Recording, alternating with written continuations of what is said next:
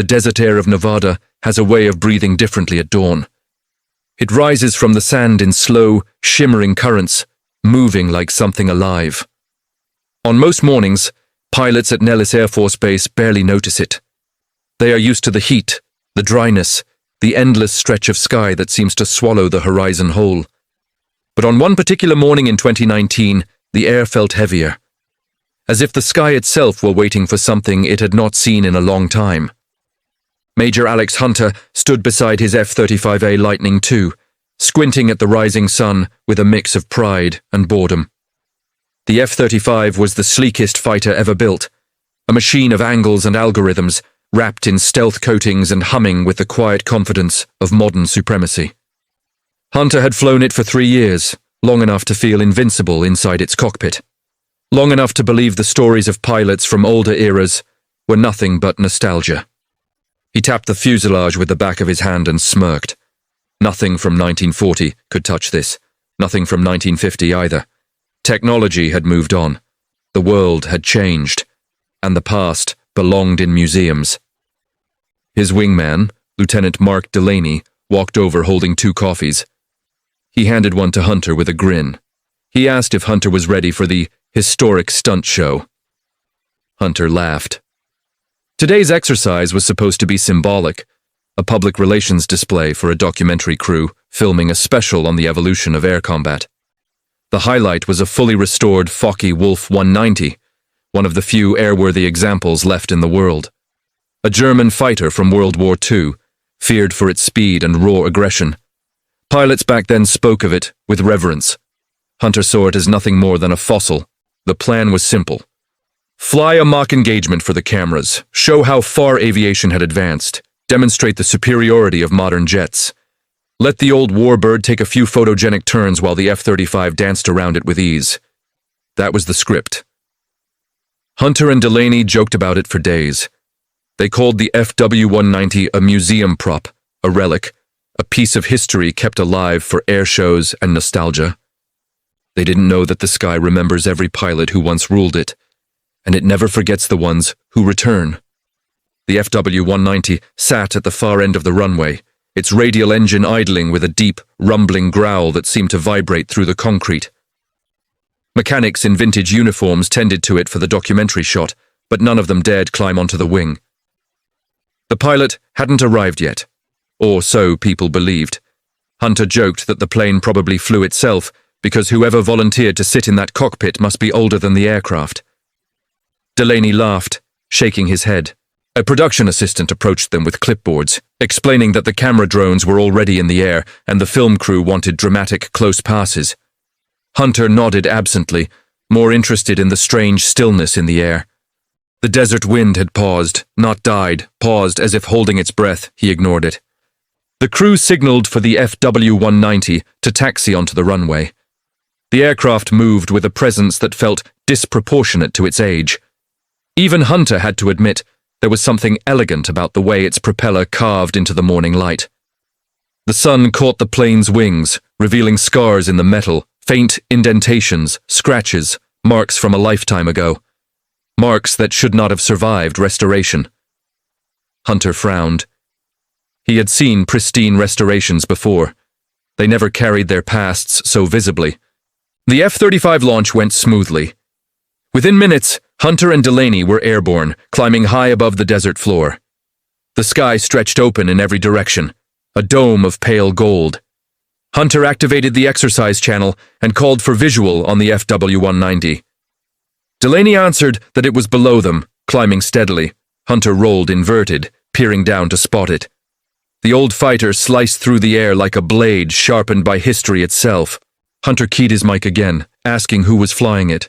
No answer. He checked the channels. Everything was working. Delaney repeated the question. Silence. Then, through a burst of static, a voice emerged. Calm, steady, carrying a weight of decades. It said only one word. Begin. Hunter blinked. He asked Delaney if he heard it. Delaney said yes, his voice suddenly tight. It didn't sound like any of the civilian pilots hired for the documentary. It didn't sound like anyone from this century. Hunter shook it off and positioned himself behind the FW-190. The plan was to start with a simple overtake. Show the cameras how effortlessly modern technology could dominate a relic. Hunter throttled forward. The F-35 surged. He closed the distance easily. Too easily. He joked that it would be the shortest exercise of his career.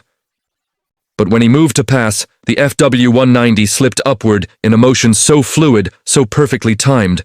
Hunter felt a jolt of confusion. He corrected his angle. The FW-190 responded instantly, sliding into his blind spot with a grace no antique machine should possess. Hunter banked sharply. The FW-190 mirrored him. Delaney shouted that the FW-190 was reading their moves, that the pilot seemed to know what they would do before they did it. Hunter snapped that it was impossible. No propeller-driven aircraft could track an F-35 at close range. No aircraft from the 1940s could maneuver with such precision. The voice returned. It said, "The wind speaks if you let it." Hunter's skin crawled. He demanded to know who the pilot was. The voice replied that names did not matter in the sky, only memory. The FW-190 suddenly climbed. Not aggressively, elegantly.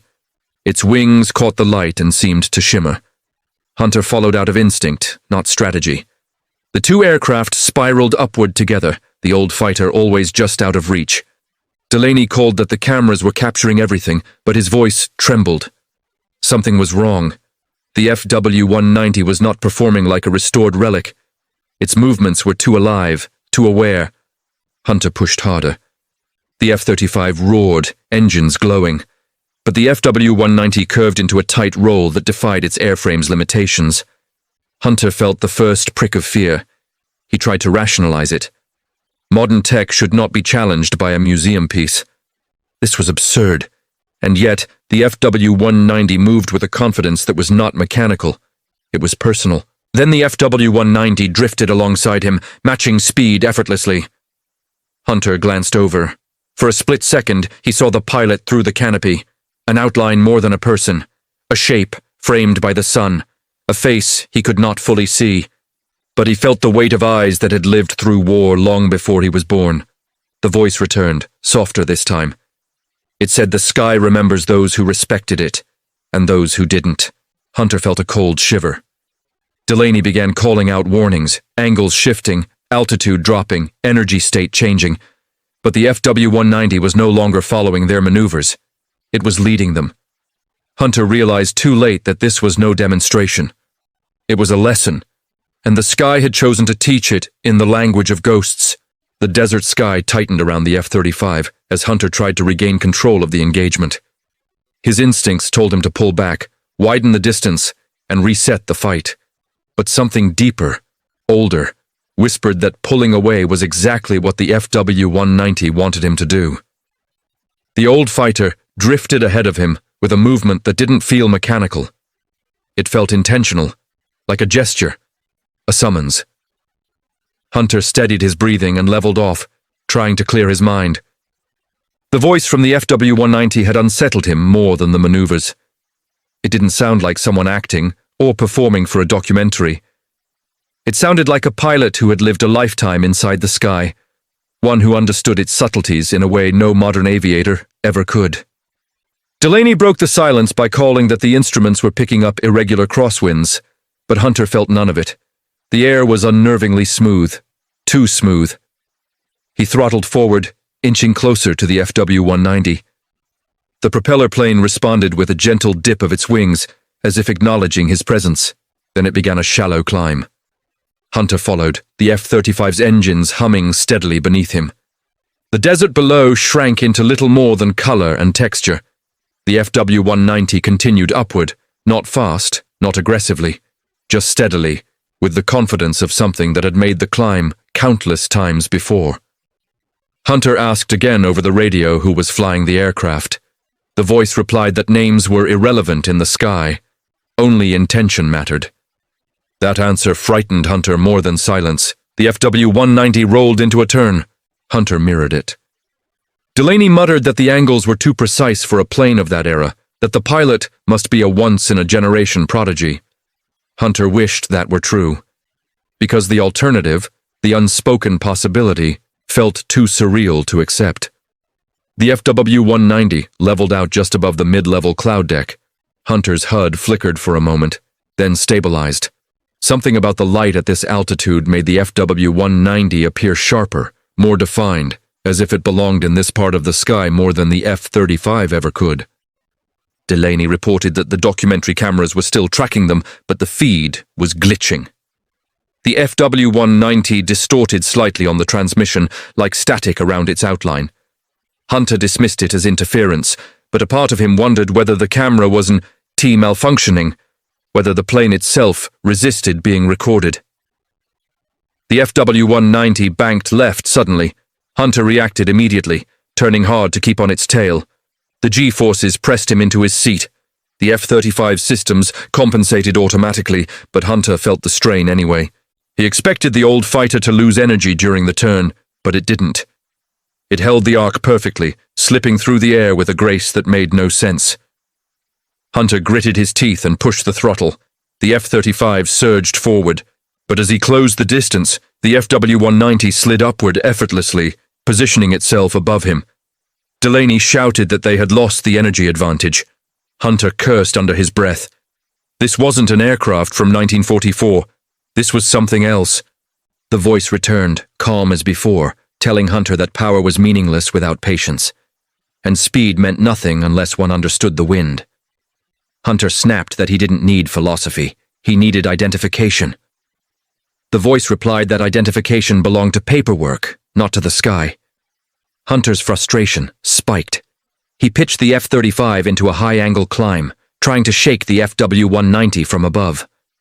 But the moment he initiated the maneuver, the FW-190 was already moving, as if it had predicted his action. It rolled into an elegant half-loop and slid behind him with unsettling ease. Hunter's heart pounded. Delaney's voice trembled as he reported that the FW-190 had achieved weapons advantage if the fight were real. Hunter refused to accept that. He rolled, inverted, and dived, plunging toward the desert floor. The F-35 screamed through the air, leaving vapor trails in its wake.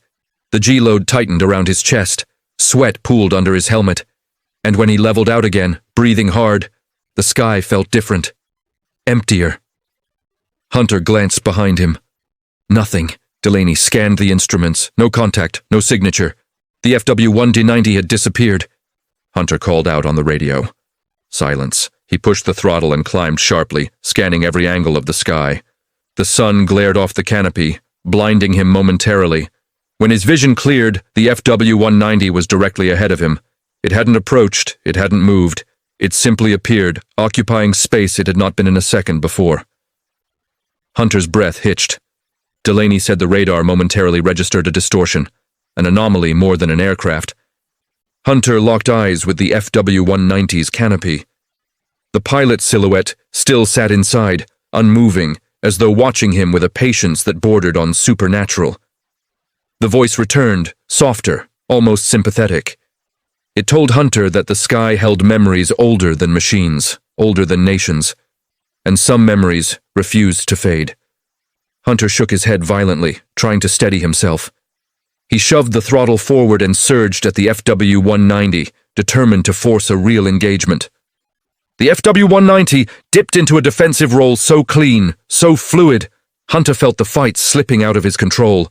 He dove after it, matching turns, pushing the F-35 harder than he intended. The two aircraft spiraled downward together, cutting through the clouds like twin shadows.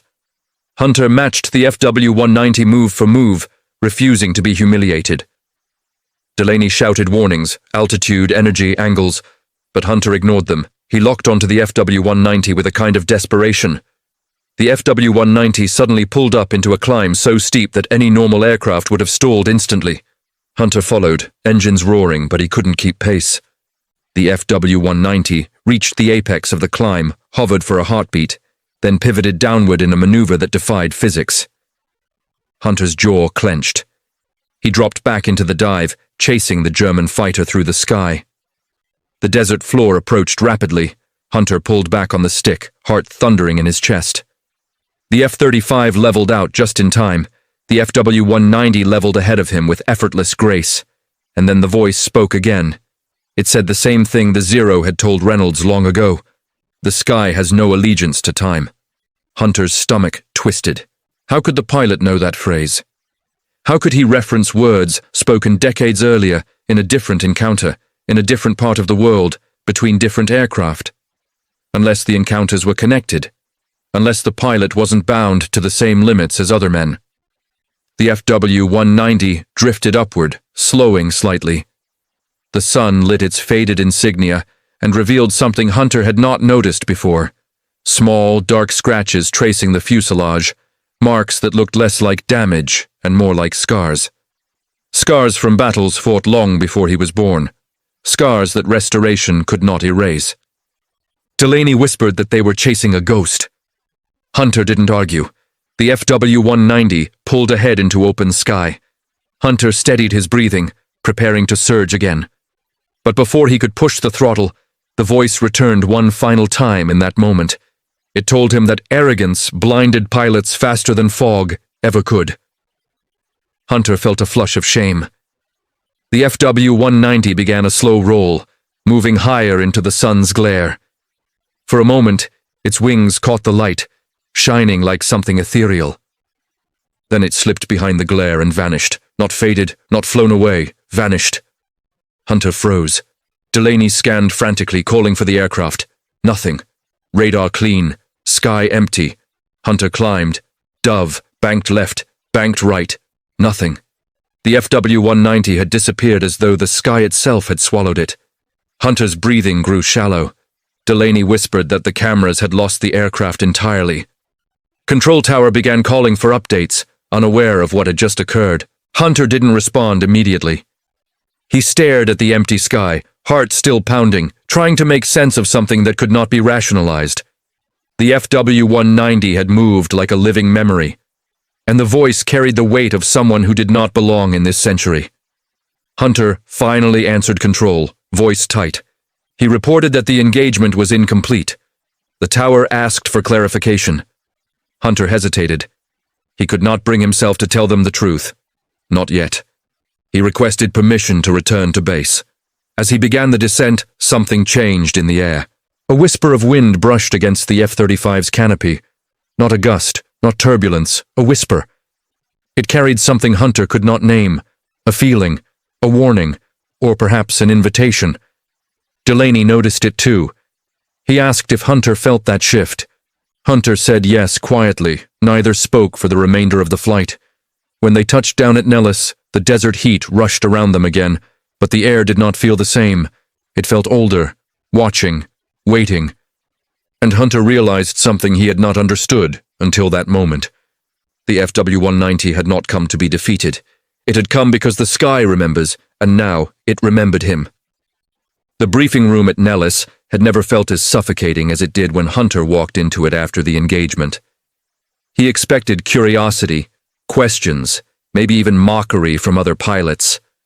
What he did not expect was silence. A room full of aviators, technicians, analysts, and officers all turned their eyes toward him at once. Not with ridicule, not with confusion, with something far heavier. Concern. He took a seat at the long metal table, feeling Delaney settle beside him. Wexler, flown in from the Pentagon for oversight, paced at the front of the room with a tablet in hand. His expression was unreadable, but his eyes darted up at Hunter repeatedly, as if searching for signs of instability. Finally, Wexler cleared his throat and dimmed the lights. A projector flickered to life, displaying the footage captured by the documentary drones. Hunter tensed. He wasn't sure he wanted to see what had really happened from the outside. The first frames showed the F-35 moving smoothly through the desert sky, its silhouette sharp against the morning light.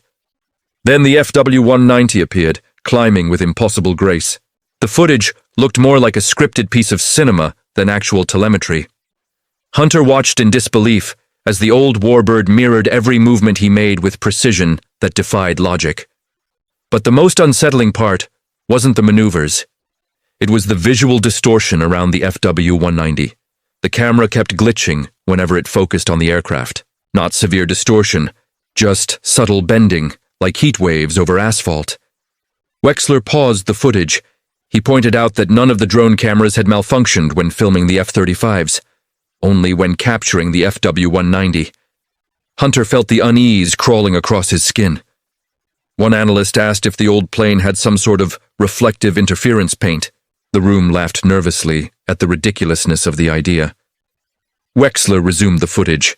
The FW-190 rolled behind Hunter's jet, slipping into his blind spot before disappearing entirely from the frame. When it reappeared a moment later, it was ahead of him, an impossible repositioning caught on film. Delaney shifted beside him, whispering that seeing it from this angle felt even worse. Hunter agreed. The documentary crew had been unable to explain the distortions, the unexplained jumps, the way the aircraft's silhouette seemed to flicker at the edges, as if caught between frames. A civilian technician walked up and whispered something in Wexler's ear. Wexler's expression hardened. He dismissed the technician, then turned to the room.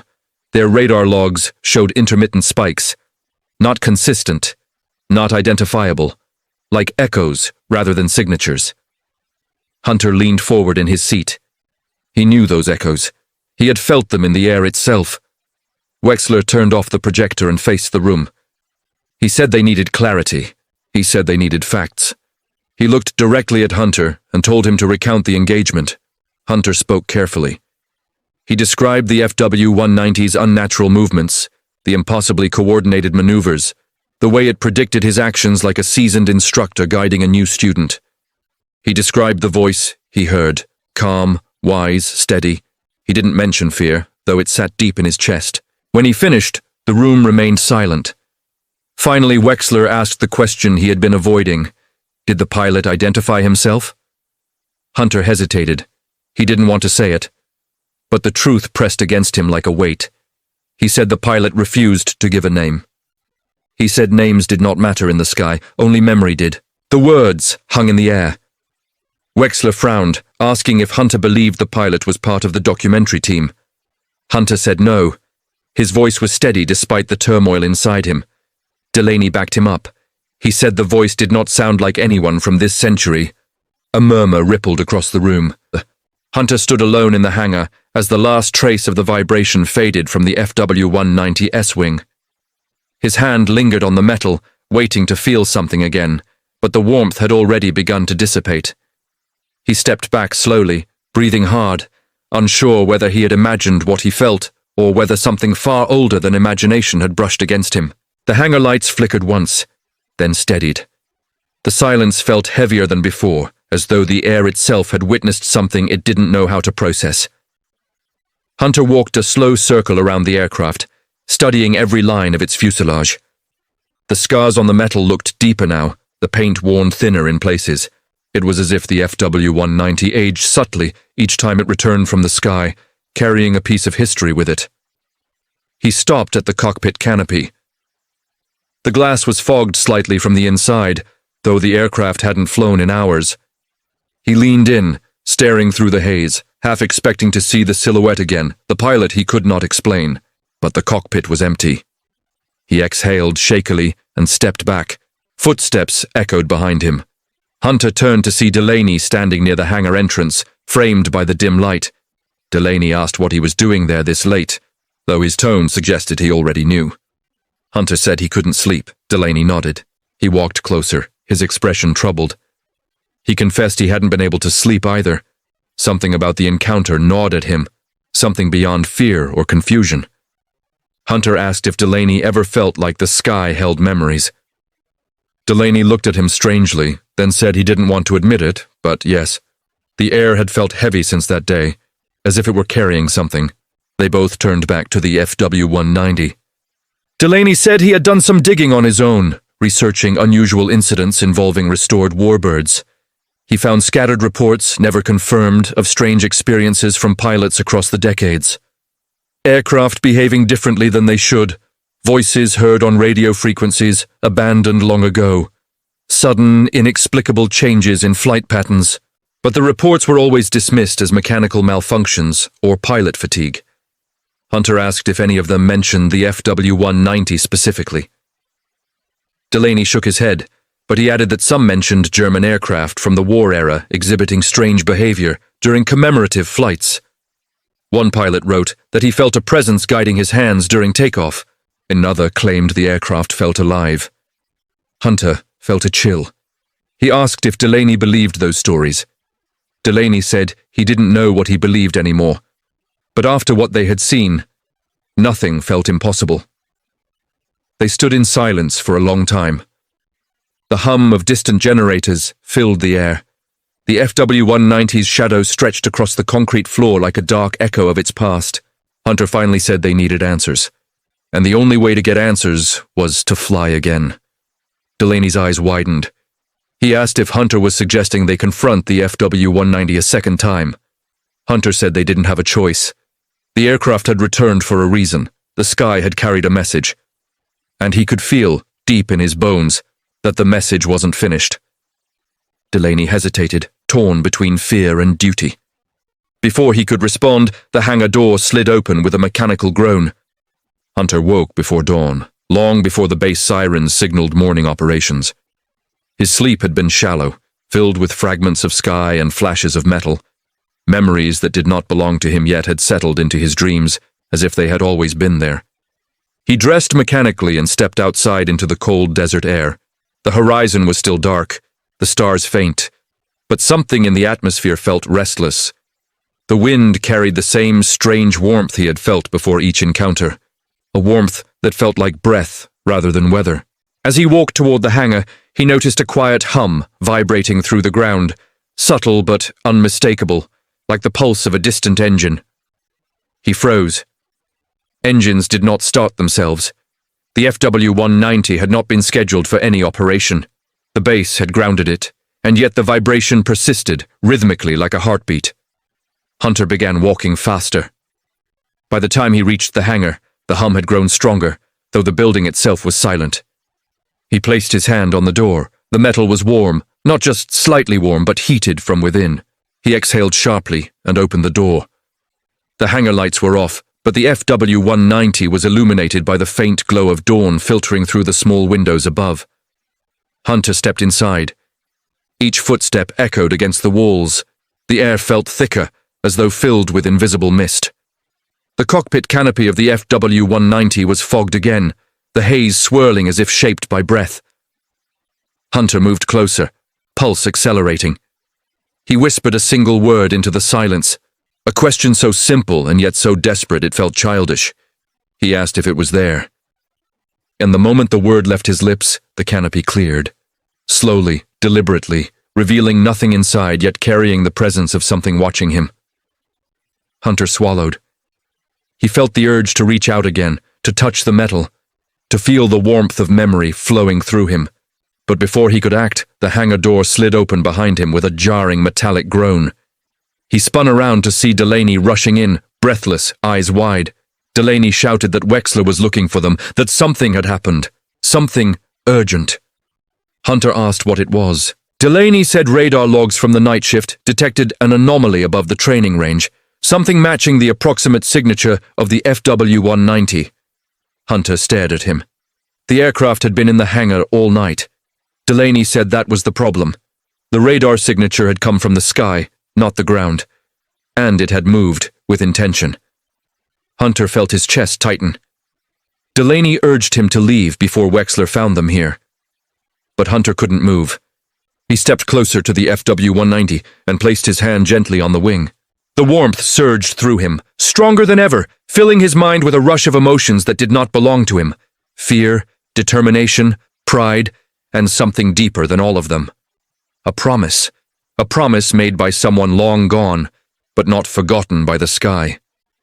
Delaney grabbed his arm, pulling him away, insisting they had to go. Hunter reluctantly stepped back. The hum faded as they left the hangar, but its imprint lingered in Hunter's bones. They hurried across the base, heading toward the command building. The sky above them was shifting rapidly, colors blooming across the horizon like rising flames.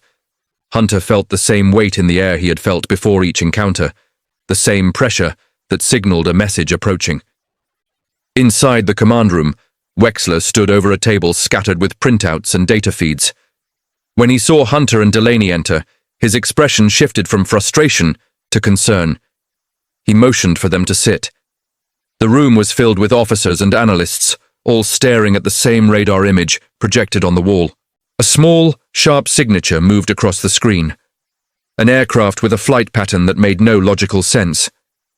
It had appeared at 3:12 a.m. at 21,000 feet, drifted horizontally against the wind for several miles, then descended in a perfect arc before vanishing without a trace. Hunter leaned forward. The signature was unmistakable. It moved like the FW-190. But the aircraft was in the hangar. Wexler explained that radar confirmed physical presence, not reflection. Something had been in the sky, something with a heat signature, a flight path, and a presence. And Hunter knew, deep inside, that the FW-190, or whatever memory guided it, had not been idle during the night. An officer asked Hunter, almost skeptically, if he believed the aircraft could be in two places at once. Hunter didn't know how to answer, but the silence he gave was enough. Wexler dismissed the room, ordering the logs to be classified immediately. When the door closed, he turned to Hunter and Delaney. He asked if either had approached the hangar overnight. Hunter hesitated, then admitted he had. Wexler sighed heavily. He said the aircraft responded to him. He said Hunter was becoming a focal point for the anomaly. Hunter felt a chill. He asked what that meant. Wexler said Echo-class anomalies were drawn to individuals with strong emotional resonance. Pilots who carried passion, arrogance, fear, or reverence into the sky. He said some pilots throughout history had unintentionally triggered phenomena that defied documentation. The sky held memories, and certain minds were tuned to receive them. Hunter didn't want to believe that. But he remembered the warmth of the metal, the presence in the cockpit, the voice in the air. And he knew Wexler was right. Wexler told Hunter not to fly under any circumstances. He said the FW-190 was seeking him. And if he went into the sky again, the encounter would escalate in ways they could not control. Hunter asked what Wexler expected him to do. Ignore the message? Pretend the sky wasn't calling? Wexler said this wasn't a calling, it was a warning. And warnings existed for a reason. Later that afternoon, the desert heat rose in shimmering waves across the tarmac. Hunter sat alone at the edge of the runway, staring into the endless horizon. The base around him moved normally, jets taking off, crews refueling aircraft, routine drills echoing across the concrete. Yet everything felt distant, muted. His mind drifted back to the image that had entered his thoughts in the hangar, the pilot whispering a promise into the sun, a vow that the sky would not forget him. Hunter wondered if promises like that could echo across time, carried by wind and memory. Delaney joined him quietly, handing him a bottle of water. He asked if Hunter believed the aircraft was alive. Hunter said he didn't think alive was the right word. He said it felt inhabited, not physically, spiritually, as if the FW-190 carried the essence of every battle it had flown, every moment of fear and triumph, every breath of its pilot. Delaney nodded slowly. He confessed that he too felt something watching him during the engagement, not watching the aircraft, but watching them. Hunter asked if he was afraid. Delaney said yes, but not of the FW-190. He was afraid of what might happen if they ignored it. The sky didn't summon pilots without reason. And the FW-190 had chosen Hunter. As they spoke, a distant rumble echoed across the sky. It wasn't thunder, the air was clear. The rumble grew louder, rolling over the base like a wave. Pilots and crew members looked up, shielding their eyes. Hunter's breath caught in his throat. A silhouette appeared above the clouds, descending slowly, not fast. The FW-190 emerged from the sunlight, gliding with impossible calm. Its propeller spun lazily, its wings reflecting gold. It was not in the hangar, it was not bound by locks or procedures. It was exactly where the sky wanted it to be. And it was coming toward him. Hunter stood. The FW-190 leveled out above the runway, hovering in the air with a grace no piston engine should allow. The base erupted into chaos. Warnings shouted, radios blaring, personnel scrambling for cover. But Hunter did not move. The aircraft drifted closer, the engine hum vibrating through the air with a rhythm that echoed through his chest. The voice returned, not through the radio but through the wind itself. It called his name, not Major Hunter, not pilot, The FW-190 descended until it hovered just above the runway. The canopy remained closed. The silhouette inside was clearer now, not a reflection, not a trick of the light. A real presence. A pilot from another era. A memory refusing to fade. Hunter took a step forward. Delaney grabbed his arm, begging him to stop, but Hunter shook him off gently. He knew this moment was meant for him alone. The FW-190's engine softened, the propeller slowing until it barely turned. The aircraft tilted slightly, as though bowing. Hunter whispered the question that had been burning in his mind since the first encounter. He asked what the sky wanted from him. The wind shifted. The voice answered with a clarity that left no room for disbelief. The sky remembers arrogance. The sky remembers courage. The sky remembers every pilot who dared to claim it, and some memories choose to return when they are needed most. The FW-190 lifted gently, rising into the air again, the sun outlining its wings like a halo of fire. It climbed higher, circling once above the base. Then, in a motion both graceful and heartbreaking, it turned toward the open desert and disappeared into the horizon. Silence fell. This was not the end. The hours following the FW-190's appearance were a storm of tension and disbelief across Nellis Air Force Base.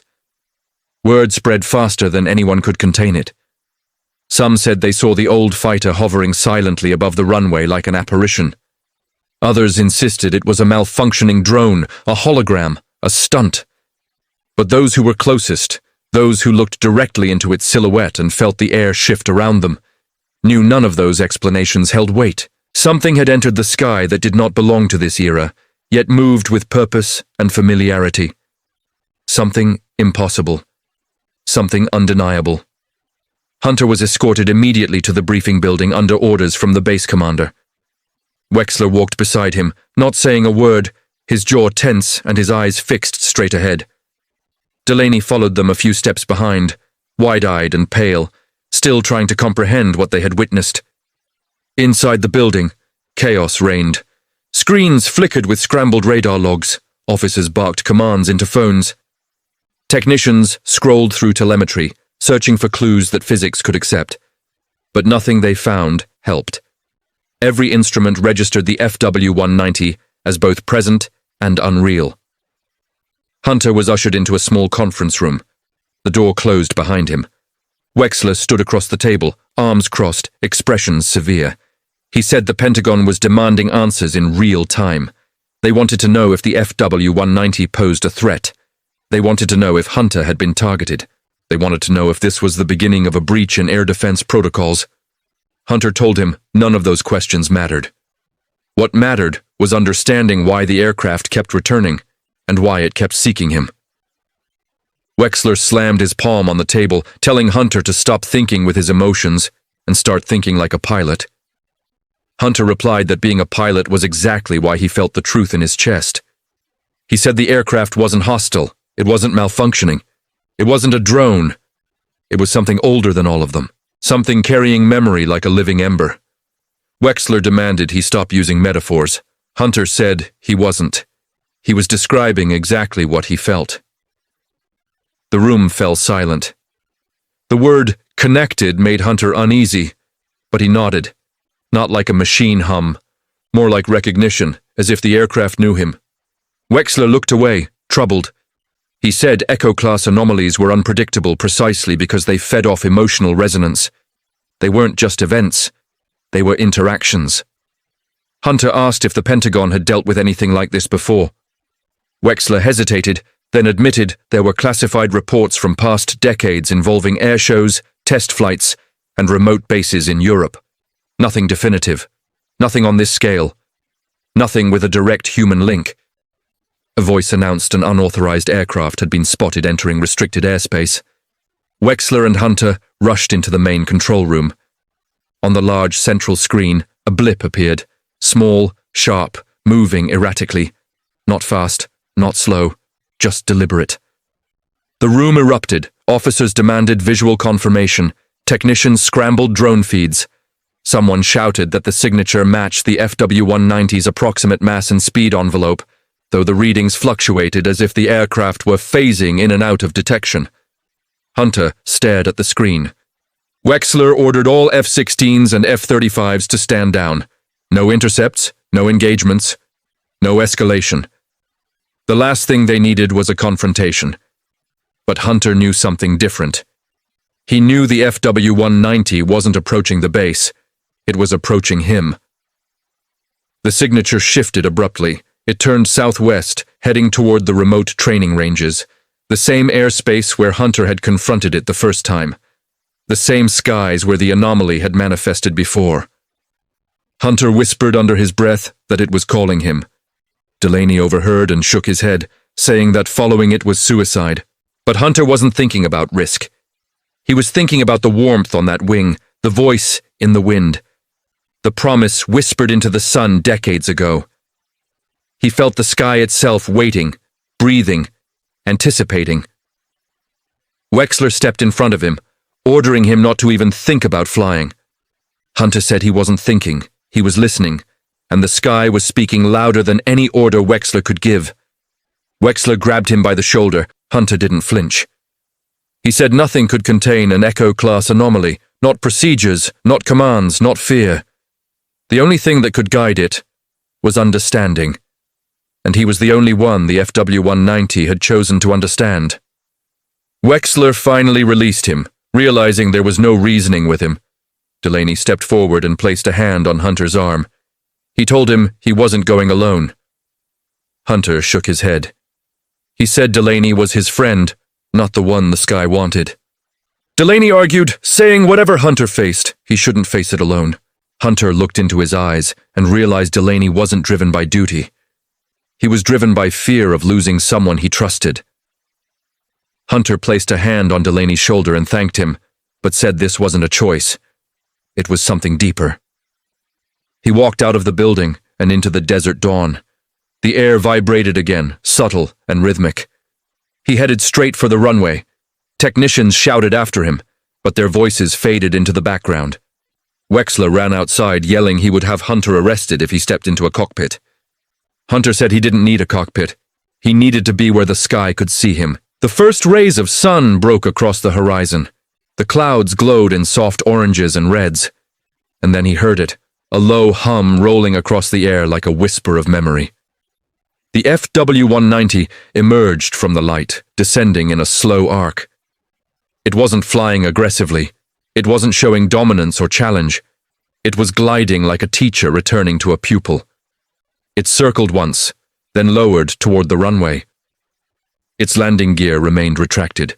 It hovered inches above the asphalt, balanced by something other than aerodynamics. Something unseen. Something ancient. Hunter stopped directly beneath it, and then the voice came. Soft, resonant, familiar. Hunter's breath trembled. He asked what the sky wanted from him. The voice answered without hesitation. It said the sky wanted remembrance. It wanted humility. It wanted pilots to understand that flight wasn't conquest, it was communion. Hunter asked why he had been chosen. The voice said because he carried arrogance and wonder in equal measure. Because he flew not only with skill but with a heart still willing to learn. The FW-190 drifted upward. Not away. Not yet. It hovered eye level with him. Hunter saw the silhouette again, the broad shoulders, the calm posture, the presence of someone who had lived through the chaos of war and understood the weight of the sky-ice memory. Hunter whispered the question that lingered deepest in him. He asked if the pilot was alive. The wind answered before the voice could. It shifted, carrying warmth and sorrow in equal measure. The voice finally spoke, saying that a pilot was never truly gone as long as the sky remembered him. Hunter felt tears sting his eyes. He asked if the FW-190 had come for peace or for correction. The voice replied that it had come for both. Suddenly the aircraft surged upward, engine roaring with a power no vintage machine should possess. It climbed into the sky, slicing through clouds, leaving a trail of shimmering distortion in its wake. Hunter watched it rise until it became a small silhouette against the unfolding light. Then it arced across the sky, banking hard toward the training range once more. Hunter understood. It wanted him to follow. He turned and ran toward the nearest vehicle. Delaney shouted his name from behind, but Hunter didn't stop. He jumped into the jeep and sped toward the desert range, dust rising behind him in a long plume. The FW-190 led the way, its movements precise, urging, guiding. The chase wasn't physical, it was spiritual. Two entities moving through a landscape neither fully owned but both understood. As Hunter reached the open desert, the FW-190 descended sharply, cutting across the horizon. It flew low, its shadow skimming the sand. Hunter stopped the jeep and stepped out. The aircraft circled him again, this time lower, the tip of its wing nearly brushing the ground. The voice returned, heavier now. It said the sky was burdened by forgotten lessons, lessons paid for with lives and courage. It said modern pilots flew with technology, but not with respect. Hunter whispered that he would listen. He said he would learn. The voice told him this was only the beginning. The sky had chosen him to carry a message across generations, one that could not be ignored. The aircraft rose one final time, climbing straight into the sun, and with a sound like fading thunder, it vanished into the light. But he knew he was no longer the same man who had walked onto that runway hours earlier. The sky had chosen him, and the sky never chose wrong. The desert was silent after the FW-190 vanished into the sun, but the silence didn't feel empty. It felt charged, as if the air itself were holding its breath in anticipation of what would come next. Hunter stood motionless, dust settling around his boots, his eyes fixed on the sky long after the aircraft was gone. Something inside him had shifted so profoundly that he could no longer feel the boundary between fear and understanding. He wasn't afraid anymore. Not of the aircraft, not of the phenomenon, not of the unknown. He felt connected to something vast, something ancient, something that had stretched across generations of pilots long before he was born. He felt chosen, and for the first time he accepted that without resistance. Minutes passed before he heard the distant roar of engines behind him. Delaney jumped out of the first truck, sprinting toward him with panic in his eyes. Wexler followed, breathless and furious. Hunter didn't move as they approached. He barely heard Wexler shouting his name. Only when Delaney grabbed him by the shoulders did he blink and turn his head. Delaney asked if he was hurt. Hunter shook his head. Delaney stared at him, pale, trembling, trying to process the words. Wexler stepped closer, demanding details, ordering him to explain everything he heard. Hunter didn't respond right away. He finally said the aircraft wasn't a threat. It wasn't here to fight. It was here to teach. The Pentagon wanted answers. They wanted control. Control mattered more than meaning. Hunter looked him directly in the eyes. The sky did not operate under human command. Wexler opened his mouth to argue, but the words died before he spoke them. There was something in Hunter's eyes that silenced him. They escorted Hunter back to the base. The sun climbed higher, casting harsh rays across the runway. The atmosphere felt electrified. Technicians whispered among themselves. Pilots looked at Hunter with a mixture of awe and fear. Rumors spread uncontrollably. Some said he had seen a ghost, some said he had lost his mind. Others said he had spoken with a pilot from another era. But Hunter didn't care what they said. He knew the truth. The sky had chosen him, and nothing could undo that now. Inside the command building, Wexler paced back and forth, while Hunter sat quietly. Delaney stayed at his side. Analysts replayed drone footage endlessly. The video showed the FW-190 moving with unnatural precision, then vanishing into sunlight without a trace. No engine trail, no heat signature drop-off, no descent. It simply left existence. Scientists and technicians debated wildly, each trying to rationalize the impossible, but no explanation fit. Wexler finally told everyone to leave the room, except Hunter and Delaney. He closed the door, pinched the bridge of his nose, and exhaled deeply. He said the Pentagon would demand containment. They would want Hunter grounded. They would want the FW-190 seized or destroyed if it appeared again. Hunter said they could try, but the aircraft did not obey their rules. Wexler knew he was right. He asked Hunter what he thought the sky wanted. Hunter answered without hesitation. He said the sky wanted humility returned to aviation. It wanted respect restored, and it wanted its forgotten pilot acknowledged. Wexler stared at him in disbelief. He asked if Hunter truly believed the presence inside the FW-190 was the memory of a real pilot. Hunter said yes. Not a ghost. Not a hallucination. A memory so powerful, so imprinted into the sky through war, sacrifice, fear, pride, and determination, that it refused to die. The aircraft was the vessel. The memory was the soul. He said humanity wasn't prepared for something like this. Hunter said humanity didn't need to be prepared, only willing to listen. Wexler laughed bitterly, saying governments didn't listen. They commanded. They controlled. They suppressed. Hunter said the sky didn't care what governments wanted. For the next several days, tension hung over Nellis like a storm cloud. Hunter was ordered to remain on base. He underwent psychological evaluations. He answered every question honestly. The whispered voices among the staff grew louder. Some pilots avoided him. Others sought him out privately, asking what it felt like to face something beyond human understanding. He told them the truth. He felt small but not weak. He felt humbled. Every morning at sunrise, Hunter walked outside and looked to the sky. He felt the air shifting, listening, waiting. 3 days passed without incident. On the 4th day, something changed. As dawn broke, the wind stilled abruptly. The desert held its breath. The clouds froze in place like brushstrokes on a canvas. Hunter felt it before he saw anything. The presence, the pressure, the gravity of memory forming around him. He ran outside. Soldiers shouted at him to stop, but he didn't slow.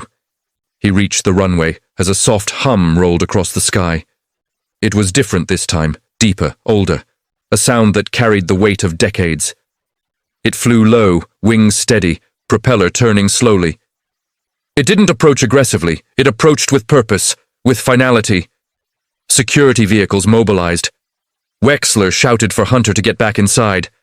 But Hunter stepped forward, toward the aircraft, toward the voice waiting in the wind. The FW-190 descended again, hovering inches above the runway. The presence inside the cockpit was unmistakable now, more defined, more real. The silhouette wasn't just a shape. It was a person suspended between memory and reality. A pilot still kept alive by the sky that refused to release him. Hunter asked what it wanted from him now. The voice, steady and resolute, answered in a tone that resonated deep inside his chest. It said the sky had shown him its memory. Now it needed him to become its messenger. Hunter felt the weight of those words settle like a mantle across his shoulders. He asked how he could possibly carry such a responsibility. The voice said he already had, every time he listened, every time he humbled himself, every time he felt the sky breathe. The FW-190 rose slightly. The aircraft tilted one final time, almost like a nod.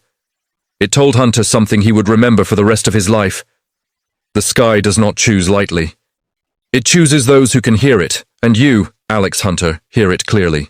The FW-190 climbed with sudden power, soaring upward in a steep ascent that seemed to tear open the fabric of the morning sky. It pierced the sun's glow, trailing shimmering light. It vanished. No radar detected it, no camera captured its disappearance, no instrument explained the event. It was simply gone. Hunter stood motionless. Delaney rushed to him, breathless, asking if he was all right. Hunter nodded slowly. He felt no fear, only clarity. Wexler approached cautiously, his expression torn between anger, awe, and resignation. He asked if it was over. Hunter shook his head. Over the following weeks, Hunter underwent debriefings so intense they felt like interrogations. The Pentagon demanded he retract statements. He refused. They demanded he classify everything. He complied only because he knew the truth didn't need public validation to exist. It lived in the wind now. It lived in his memory. And it lived in the sky above every pilot who dared to fly with humility. Eventually, the investigations quieted. The base returned to normal operations. The FW-190 remained locked away, monitored, guarded, untouched. It never moved again. Its metal cooled. Its canopy stayed clear. But Hunter knew that the aircraft's stillness didn't mean the story was over. The presence inside wasn't confined to that shell. It lingered in the sky, waiting for pilots who needed the lesson. Hunter transferred to a training command months later. There, he taught young pilots in ways no manual had ever written. To listen to the wind, to respect the air that held them aloft. His students called him different. They said he flew like someone guided by something invisible yet profound. They didn't know how right they were. Some nights, long after training flights ended, Hunter stayed alone on the runway, staring upward, and every now and then, in the quietest hours, he heard it. A distant hum rolling across the sky, faint and warm, like a memory returning to check on him. He smiled each time, because he knew the truth. The sky remembers. And now, so did he. Forever.